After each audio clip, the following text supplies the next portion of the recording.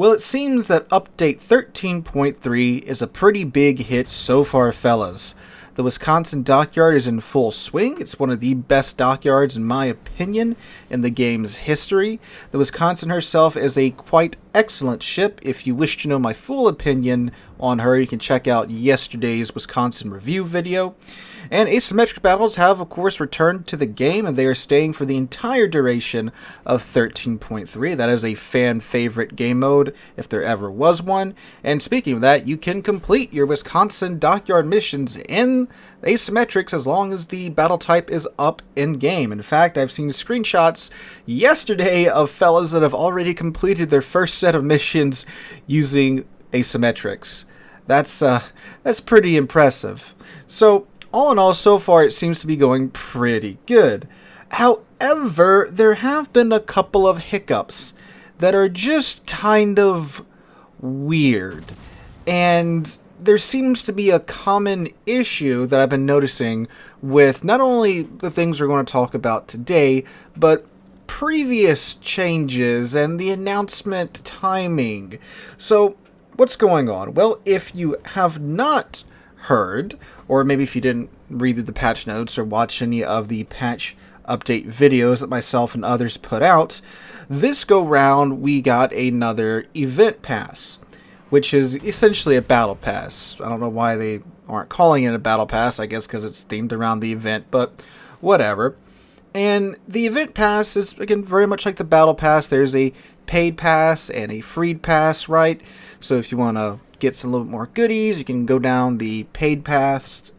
Again, pretty standard stuff so far. So it was very surprising to many a player on the NA and SCA server when they logged in on patch day, which was the 10th for those two servers, and was surprised that once they got into the event pass, there was quite a discrepancy between what one player might receive out of the event pass and what another player might receive out of the event pass. You see, some players, when they paid for the paid event pass, they actually got their doubloons back, or they could earn their doubloons back in the event pass. Event pass costs 2,500 doubloons to buy into the paid version, and some players were getting 2,500 doubloons back from the event pass. Pretty good deal. So, of course, when those players start talking about, hey, look, the event pass, if you buy into it, you can literally get your doubloons back. Obviously, that's like, oh, cool, I get all the stuff in the pass, and I get my doubloons back. That's a pretty big win, right? So, when those players rush out and start buying their paid event pass, well, they found that that actually wasn't the case for some of them. Some players only got 50% of their doubloons back from the event pass. And instead of getting the other half of their doubloons, they instead got more coal out of the event pass. So that's a little odd.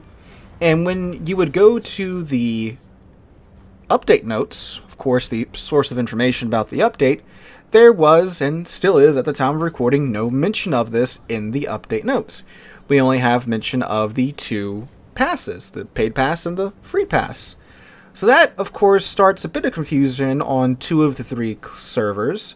So as the day goes on, more and more of this happens, right? Some people buy the pass, they get their full doubloons back, or they have the opportunity, I should say, to earn the full doubloons back. I guess you could technically grind through the entire event pass or battle pass, whatever you want to call it, in a day if you're really dedicated.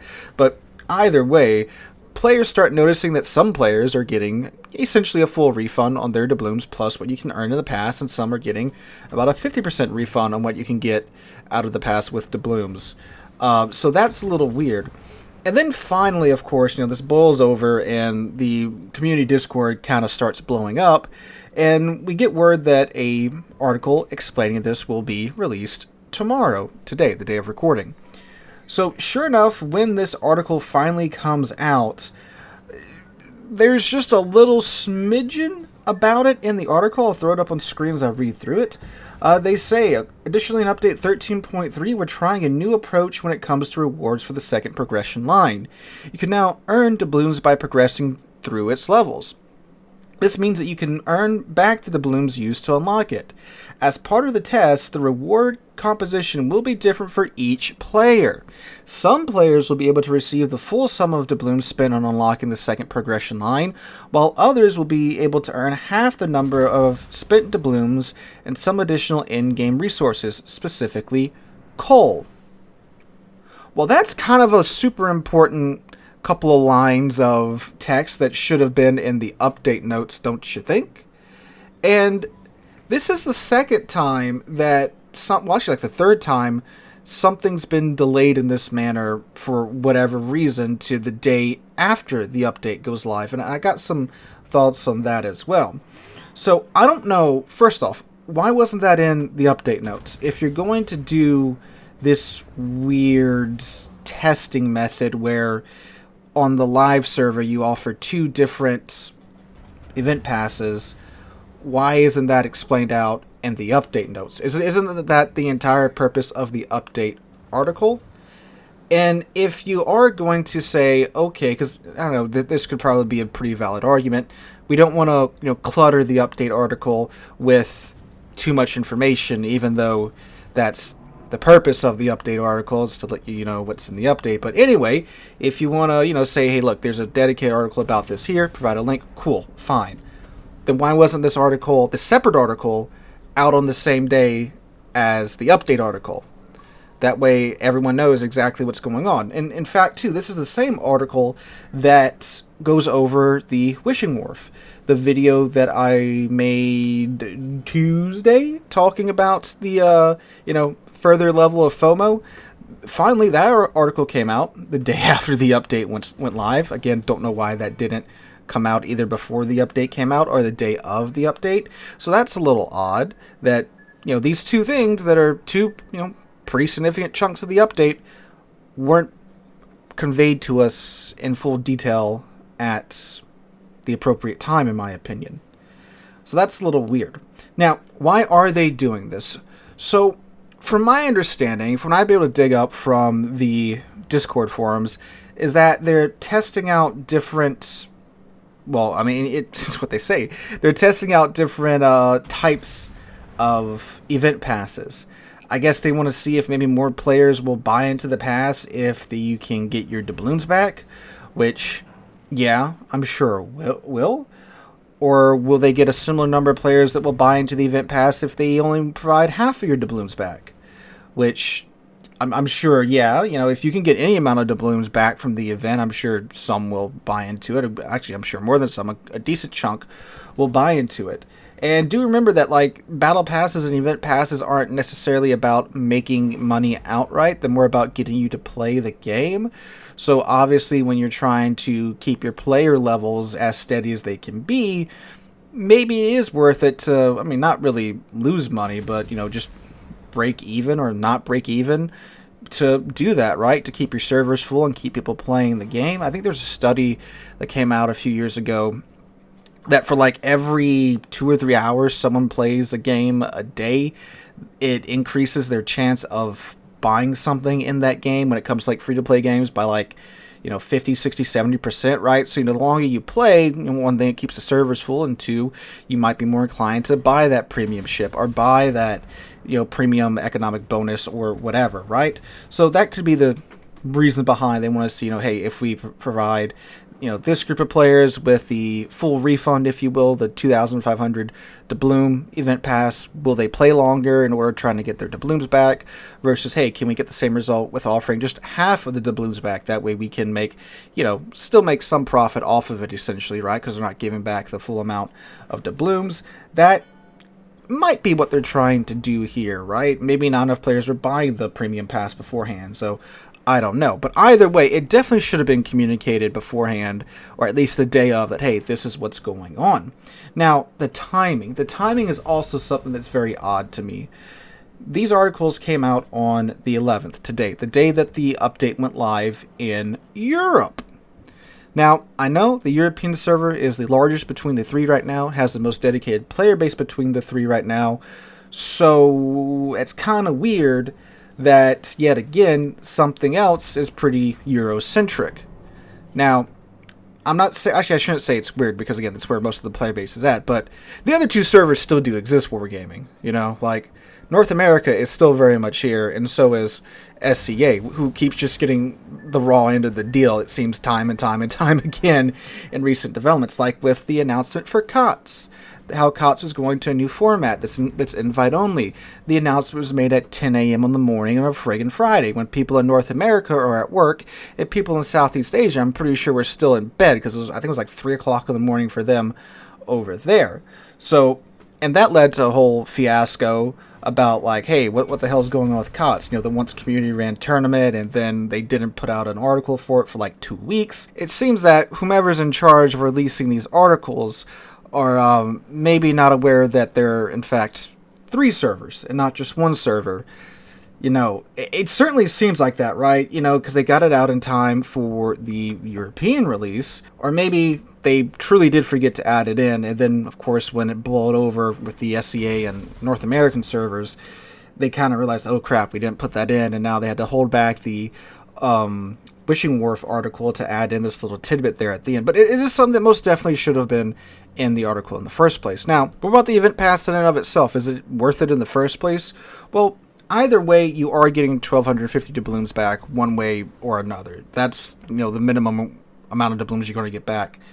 So, in addition to at least 1,250 doubloons, you are also getting the Japanese lacquer camo for the Congo. You're getting 10 of each of the green economic bonuses, so, you know, free XP, commander XP, credits, all that jazz. You get the Dawn Harmony camo for the Shimanto, Dawn Harmony camo for the Takahashi.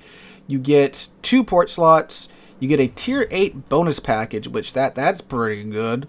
You get 8 of the blue bonuses of each type. So again, you know, ship XP, commander XP, credits, and all that jazz.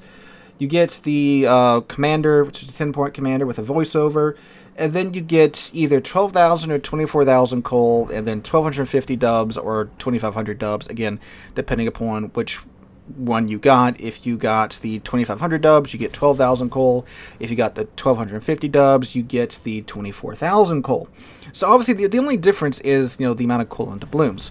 Coal is, of course, a resource that's not really that hard to earn in-game. If you get your 3 daily coal containers, you're guaranteed a minimum of 1,200 coal every day. You can, of course, get lucky and get, like, you know, 2 bags of coal or 3 bags of coal in some of those containers. And then, of course, by playing the game, taking part in events and such, you will be earning a nice amount of coal pretty dang fast. So, coal versus doubloons, I promise you, most players, like 90% of players, are probably going to want the doubloons over the additional coal, because again, coal is not super hard to come by today if you do play the game consistently. So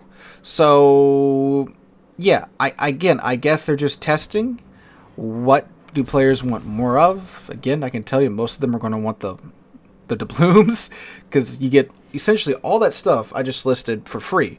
And even if you don't get the 2,500 dubs back, you still get all that stuff for essentially 1,250 dubs, which is pretty good. Again, a tier 8 bonus package, I mean, that in and of itself is, I'm pretty sure, worth like, what, double what the, hold on one second, let's actually find out. 2,900, yeah, so the tier 8 bonus package in and of itself costs 2,900 dubs.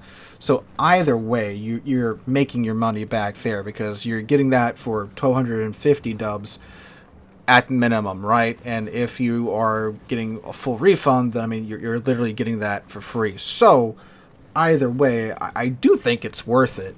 Again, no matter how you dice it up, because you're getting a tier 8 bonus package for 1,250 dubs. But that is what's happening with the event pass right now. So if you're looking at it, just be aware that you could potentially be getting a full refund or a 50% refund. So just make sure you look at whatever pass you get first before you make up your mind with what you wish to acquire. So guys, let me know what you guys think in the comments down below, what you think about this whole incident. Do you think it's just a goof up? Do you think they, you know, again, forgot that the SEA and NA servers exist, or whatever else is at play? Let me know what you guys think in the comments down below. Hope you guys have a wonderful Friday. I will be streaming right here tonight on the channel from around 3:30ish p.m. U.S. Central Time to around 7:30, maybe 8:30 p.m. U.S. Central Time tonight, so make sure to come out for that here on the channel and on Twitch. Again, hope you guys have a great Friday and a great weekend. Hope to catch you guys in the next one.